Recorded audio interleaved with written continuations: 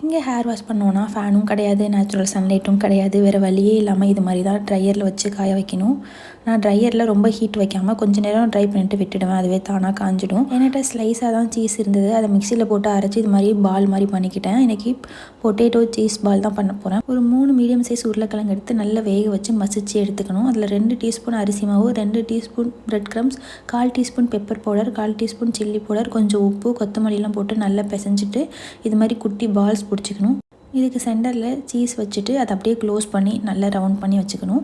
Round பண்ணி எல்லாத்தையும் எடுத்ததுக்கப்புறம் இதை வந்து மைதா மாவு இல்லைனா கார்ன்ஃப்ளவர் மாவு வந்து இது மாதிரியே டிப் பண்ணிவிட்டு பிரெட் க்ரம்ஸில் இந்த மாதிரி வந்து நல்லா டிப் பண்ணி எடுத்துக்கணும். எக்ஸ்ட்ராஸ் இருந்துச்சு அப்படின்னா அதெல்லாம் உதறி எடுத்துருங்க. எண்ணெயில் பொரிக்கும் போது ரொம்ப எக்ஸ்ட்ரா இருக்கும். நீங்கள் பிகினராக இருக்கும்போது ட்ரை பண்ணும்போது கூட இந்த பொட்டேட்டோ சீஸ் பால் வந்து கண்டிப்பாக சூப்பராக வரும்.